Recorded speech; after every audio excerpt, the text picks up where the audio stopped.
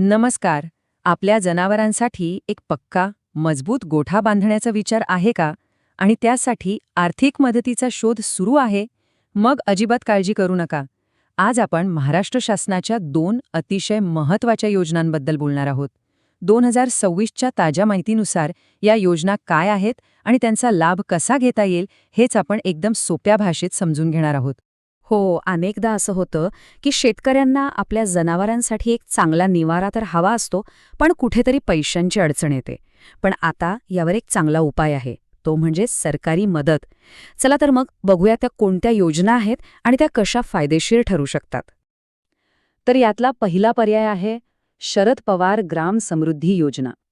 ही योजना खास करून अशा वैयक्तिक शेतकऱ्यांसाठी बनवली आहे ज्यांना स्वतःच्या शेतीत सुधारणा करायची आहे आणि जनावरांसाठी एक पक्की आणि सुरक्षित जागा तयार करायची आहे. ह्या योजनेअंतर्गत एक पक्का गोठा बांधण्यासाठी थेट 77,188 रुपयांचं अनुदान मिळतं. ही एक निश्चित रक्कम आहे जी थेट आर्थिक मदत म्हणून दिली जाते. त्यामुळे साहजिकच बांधकामाचा मोठा खर्च उचलण्यासाठी चांगलीच मदत होते.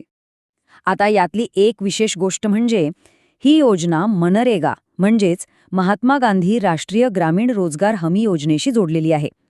साधारणपणे 2 ते 6 जनावरांसाठी ही योजना अगदी योग्य आहे. पण समजा जनावरं जास्त असतील तर अनुदानाचा आकडा वाढूही शकतो. थोडक्यात काय तर ही योजना पूर्णपणे शेतकऱ्यांच्या वैयक्तिक फायद्यासाठीच बनवलेली आहे. बरं, हा झाला पहिला पर्याय. आता वळूया दुसऱ्या पर्यायाकडे, मुख्यमंत्री पशुधन उद्योजकता योजना. ही योजना केवळ गोठा बांधण्यापुरती मर्यादित नाहीये, तर दुग्ध व्यवसायाला एक मोठा उद्योग म्हणून उभं करण्यासाठी आहे. जर छोट्या शेतीतून मोठ्या उद्योगाकडे जाण्याचं ध्येय असेल तर ही योजना एकदम परफेक्ट आहे. आणि इथेच बघा, दोन्ही योजनांमधला फरक लगेच लक्षात येतो. या योजनेनुसार एकूण प्रकल्पाचा खर्च तब्बल 8,51,385 रुपयांपर्यंत असू शकतो. या आकड्यावरूनच या योजनेची व्याप्ती किती मोठी आहे याचा अंदाज येतो. ही योजना थोडी वेगळ्या मॉडेलवर काम करते. इथे तुम्हाला थेट अनुदान नाही मिळत, तर मिळते सबसिडी. आता सबसिडी म्हणजे काय? तर सोप्या भाषेत सरकार तुमच्या एकूण प्रकल्प खर्चाचा काही टक्के वाटा उचलतं, जेणेकरून तुम्हाला व्यवसाय सुरू करण्यासाठी एक मोठं प्रोत्साहन मिळावं. मग ही सबसिडी नक्की किती मिळते? तर हा चार्ट बघा, सगळं स्पष्ट होईल. अनुसूचित जाती जमाती म्हणजे SC/ST प्रवर्गासाठी एकूण प्रकल्प खर्चाच्या तब्बल 75% सबसिडी मिळते, तर सर्वसाधारण प्रवर्गासाठी 50% सबसिडी उपलब्ध आहे. ठीक आहे, दोन्ही योजनांची माहिती तर मिळाली, पण आता आपल्यासाठी योग्य कोणती हे कसं ठरवायचं? त्यासाठी चला या दोन्ही योजनांची आपण समोरासमोर तुलना करूया. यामुळे निर्णय घेणं एकदम सोपं होऊन जाईल. यातला सगळ्यात मोठा आणि मूळ फरक आहे तो निधी मिळण्याच्या पद्धतीत.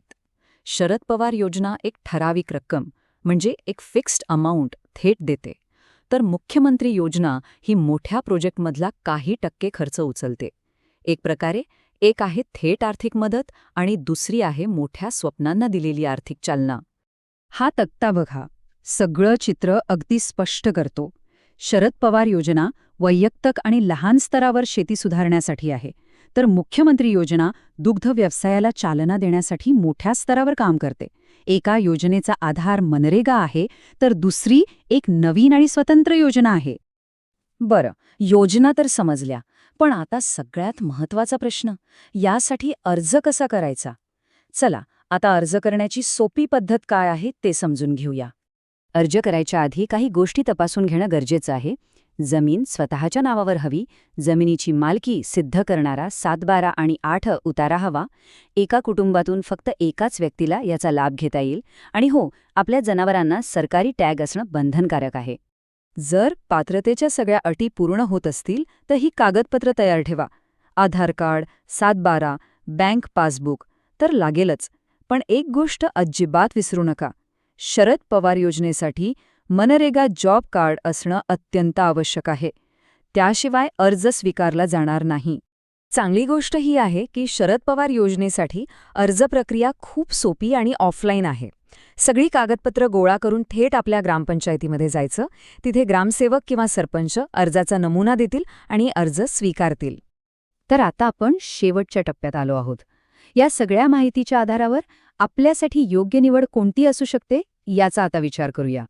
एक गोष्ट मात्र डोक्यात पक्की ठेवा, आणि ही खूप महत्वाची आहे. ह्या दोन्ही योजना प्रथम येणाऱ्यास प्रथम प्राधान्य या तत्वावर काम करतात. याचा सरळ अर्थ आहे, जो लवकर अर्ज करेल त्याला संधी आधी मिळेल.